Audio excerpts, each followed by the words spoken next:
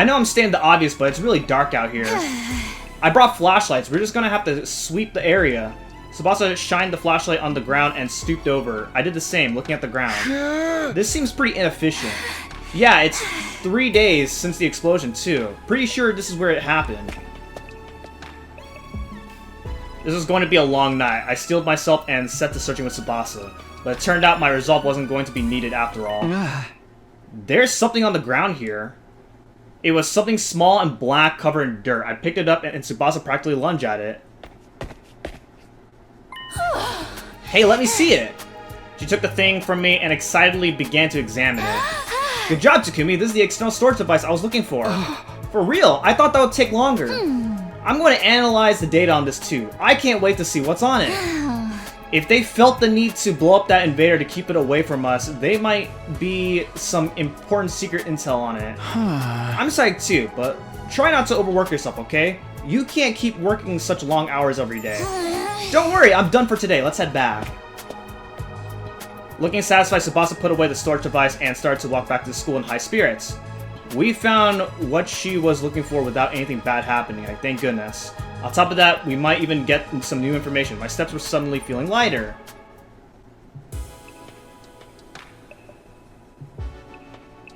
On the way back at the edge of the courtyard, Tsubasa suddenly stopped and peered into my face. So who do you think the killer is?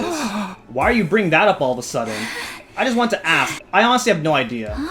But I feel like I might not even want to know. I'll be shocked no matter who it turns out to be. Same here, but whoever they are, they can't get away with this. Yeah, I think we agree on that. Wouldn't it be crazy if the killer really showed up while we were talking about them? It happened as soon as Tsubasa let out an amused giggle. Wait, that sound! No way! Yeah, I knew the killer wasn't exactly dead as soon as we saw that invader. Tsubasa, run this way! Oh! Oh god, my hand was not on the controller. Oh my god, dude, I don't want to lose Tsubasa. After what we just did something very, like a massive revelation. Oh my gosh.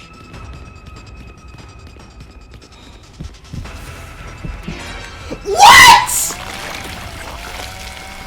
Bruh, I got baited! That's unfair! Alright, we're going this way this time. Oh, what the hell?! Okay, okay, that's... Alright, alright, alright, I guess that's supposed to happen, but what?!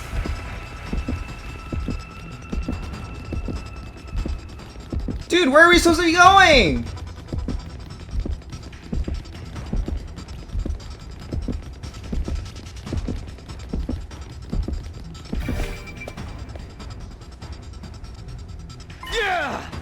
Just how long are they gonna chase us? We ran feverishly as hard as we could, but the killer didn't let up. The roof is just past these stairs. There's nowhere to run after this. We can't let them get to us. I have to do something. I stopped running up the stairs, suddenly whirling around to look back at our pursuer. And kicked them with all my might.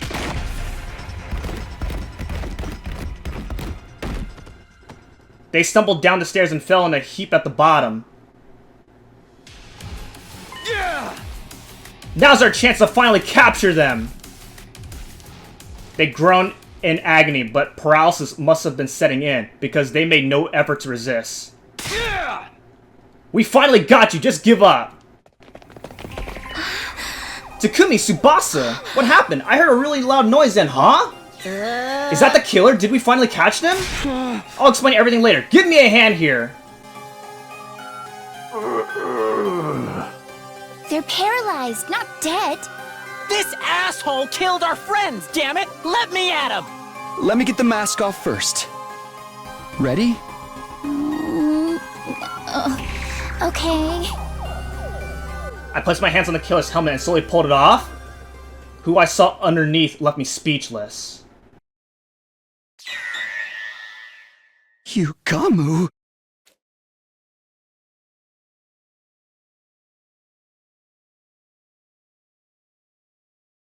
We peeled off the suit Yugama was wearing and brought him to the rec room. He was limp breathing, shallowly, but his expression seemed almost as if it had traces on a grin.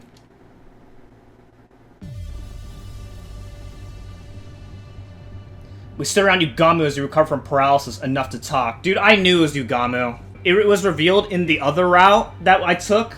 I'm not surprised. He kept us cool throughout, maintaining the same composure he always did. I can hardly believe this was your doing, Sir Yugama. I may have broken the irrational-matic bread with you, but I have no sympathy to spare. I shall avenge my fallen comrades. The Holy Jumanji Sword shall have your head. Calm down, Kyoshiko. We can't just jump straight to beheadings. Why'd you do this? What possible reasons could you have?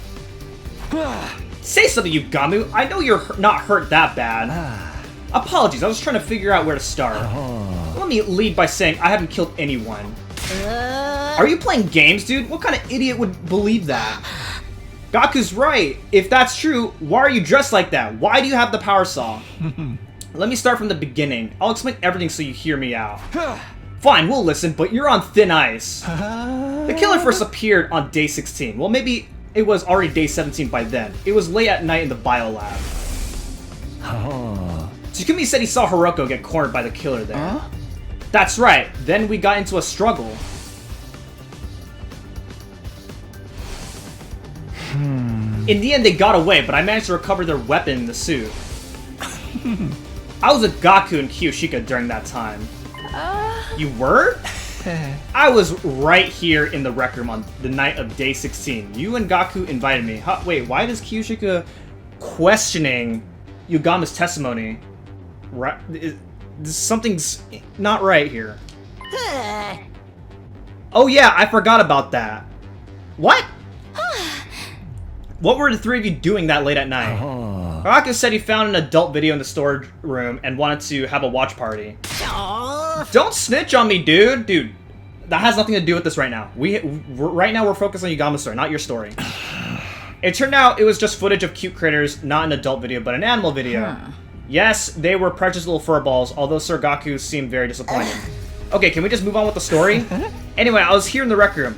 We had headphones on, so we didn't notice any noise. Isn't that right, guys?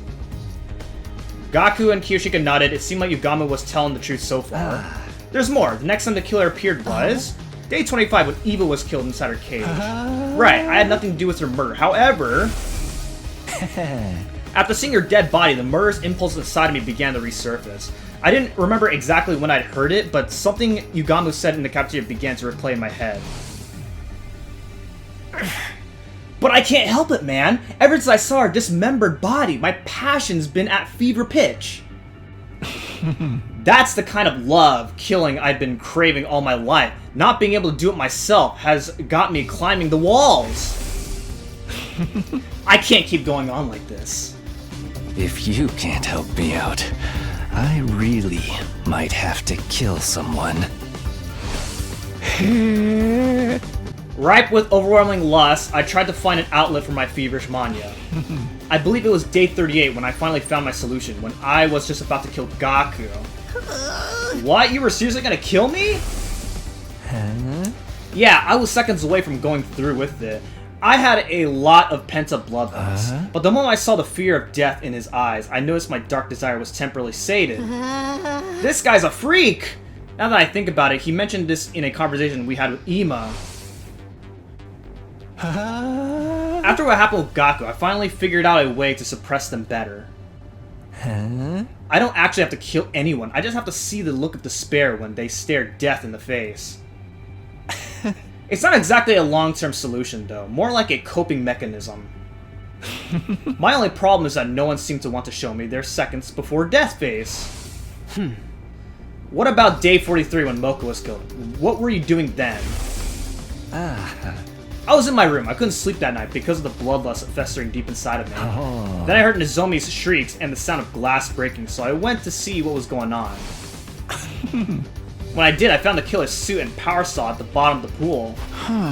The stuff missing from the locker was in the pool? Why? Sir Yugama must have stolen it, correct? No, I didn't know the combination. Right, you weren't even in the room when Takumi set the code. Wait, I was chased by the killer the day Moko was killed. They had me cornered by the pool, so I shoved them aside and got them away, but maybe when that happened, they fell in. I see, you might be right, but I wasn't concerned about the details. I had other things on my mind at the time, like taking the killer's things so I could dress up like them. Surely you're not telling us you pretended to be the killer just so you could see looks of despair and fulfill your desires? Sorry, I just couldn't hold back the urge inside of me. But I really wasn't going to kill anyone. Just seeing your faces twisted up in despair was enough to satisfy me. Nothing you're saying makes any sense. What was your involvement in the murders of Takamaru Kurara and Shuma? I had nothing to do with Takamaru's death on day 51. I swear it. The first day I dressed up as the killer was day 64, the day Kurara was killed. We were on guard duty that night, right? You fell asleep, so I went with Kurara to the bathroom. I sensed the two of you were going to leave, so I pretended to sleep. I figured it would be my chance to enjoy the thrill of the chase. I quickly put on the suit I had hidden in my room and chased you with the power saw. So you were the one chasing me in the hallway? That's right, I chased you like the killer would, and once I had you cornered in front of the defense room... I finally got to see your terrified expression, filled with despair. My lust was sated. Was it as good for you as it was for me? Once I had my fill, I had the suit and power saw in my room and went back to the gym. That's all I know. So you really know nothing about Lady Kurara's death? Speak the truth or prepare to become rust on the blade of the Holy Jumanji sword. I'm sorry, but I had nothing to do with her murder. I can't tell you anything. I had nothing to do with Shuma's death on day 77 either. Keep talking. What about Darmi on day 80 or the twins on day 83? When the fire started in that vaulting box, everyone scattered and ran away from the gym. I smelled an opportunity. You're kidding. You took advantage of the chaos to masquerade as the killer? Correct. I went back to my room, got the suit and power saw, and pretended to be the killer for a second time. I went inside and found Darmi and Takumi immediately. I felt bad knowing it would be my second time doing it to you, but you put on such a good performance the first time. I couldn't resist the chance to see you like that again. Seeing the enraptured look on Yugamu's face, I was at a complete loss of words for so many reasons. Halfway through the chase, I told Darmi to run. I lured the killer, you, into chasing me alone. I managed to lose you somehow, then hid in my room until the next morning, but Darmi... I don't know what happened after Darmi got away. Once I lost sight of you, Takumi, I gave up. I went back to my room, changed, and met up with everyone else. Right, the life sign count was 11 when Yugamu joined us. So Darmi was still alive at that point. And I had nothing to do with Ima and Kako either. I didn't do a thing to them. Is that everything? You're not hiding anything else? Scout's honor. You might not believe me, but I really didn't kill anyone. You don't seriously think we're okay with what you did, do you? I'm aware I crossed a line, but I couldn't stop myself. Those looks of terror and despair whenever I chased you, I needed them so badly. That's why I kept this from you guys. No other reason, I promise. You say that, but I feel betrayed. I'm not going to be able to forgive you and move on that easily. I'll accept any punishment you want to give. Torture me, whatever you need to do. But if it wasn't Yugamu, who killed our friends then? Who's the real killer? Suddenly the image of the killer on day 16 crossed my mind. Were they still hiding inside the school? No, that wouldn't add up with the life sign count. Then what? Where are they? I'm getting rather lost. What are we doing with Sir Yugamu? I think we're gonna have to keep him separated from the group until we find the real killer. Of course. That should help with my little problem. How about we use that weird room on the first floor? We can lock it from the outside. The room with the strange devices from when we were at Kamakura General Hospital. That might be the perfect place to lock Yugamu up. Hey, mind if I take the power saw and the suit he was hiding? I'll hide them someplace where nobody can find them. Where's the proof that you're innocent? I don't have any, but the same goes for everybody here. Trust me, I know I'll be under suspicion if somebody else gets attacked. Fine, you can deal with them, Gaku. We'll take care of Yugamu. Yeah, that's fine with me. We handed the power saw and suit over to Gaku, then took Yugamu to the strange room. We put him inside and locked it securely from the outside. Nozomi would be the one in charge of the key. After that, we went back to the roof and met up with Gaku when he'd finished his task. We made sure everything had gone according to plan, then decided to call it a day. Nobody was any the wiser. But a shocking development was waiting for us right around the corner.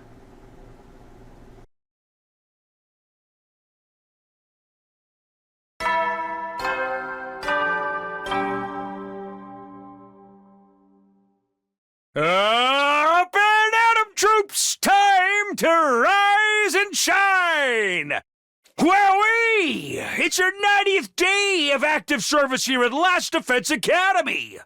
The time humanity has longed for is almost upon us! We're really in the home stretch now!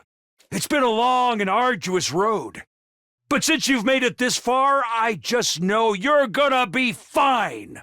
In 10 days, you'll have your happy ending, and all of you will become the heroes who saved humanity! Well then, everyone work hard together and keep those spirits up!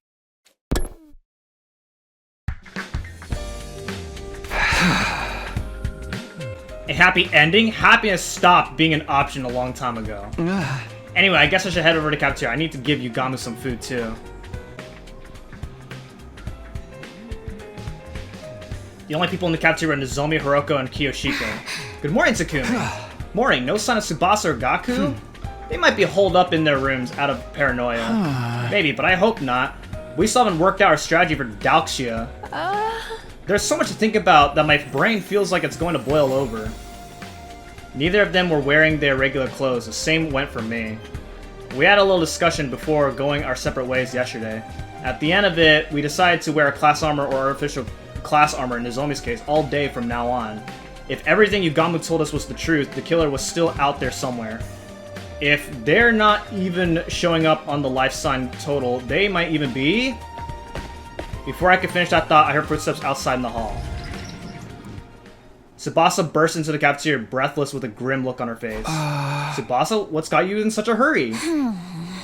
I just woke up and checked the life sign count. It's gone down to 6. Huh? The only ones missing were Gaku and Yugamu, which meant... Let's search the school. We'll start with the nearby rooms. Everybody stick together. We systematically opened every door in the school, making sure nothing was out of place. No more. I'm sick of it. I've had enough to spare for one lifetime. My heart was screaming with each door we opened. In the end, my prayers would go unanswered.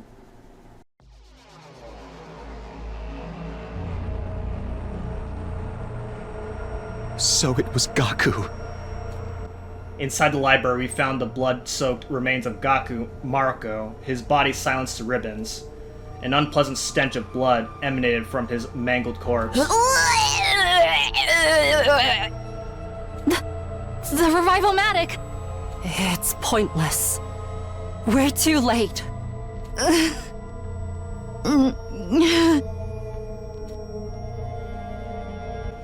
Slowly, the world turned gray. It felt like my emotions died with Gaku.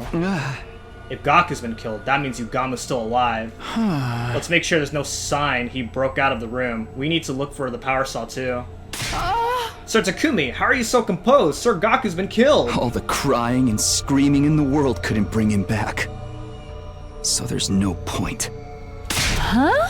Are you being serious right now? Dude, it's not what you think, how I'm feeling. Like, I'm not being heartless here. Like, yeah, it sucks that Gaku died. Yeah, exactly. I'm not trying to be heartless. Let's take him to the morgue. Help me out.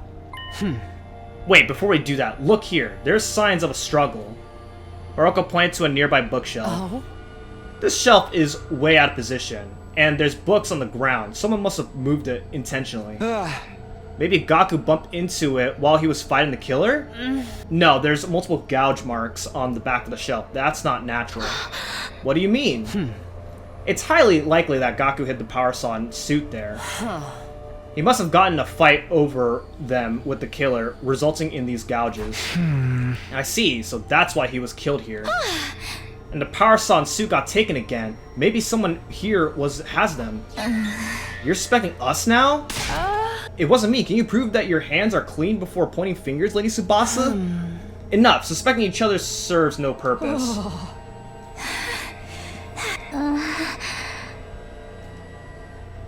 Hiroko and I lifted Gaku's body in the silence. The others came to help soon after, but no one felt like talking. After bringing Gaku to the morgue, we went to the room where Yugamu was locked up. Yugamu's eyes went wide upon hearing the news of Gaku's murder. Then he just stared down at the floor. There were no signs that he left the room, but our suspicion of one another was only growing. Our worst case scenario just keeps finding ways to get worse, and there's no stopping it now.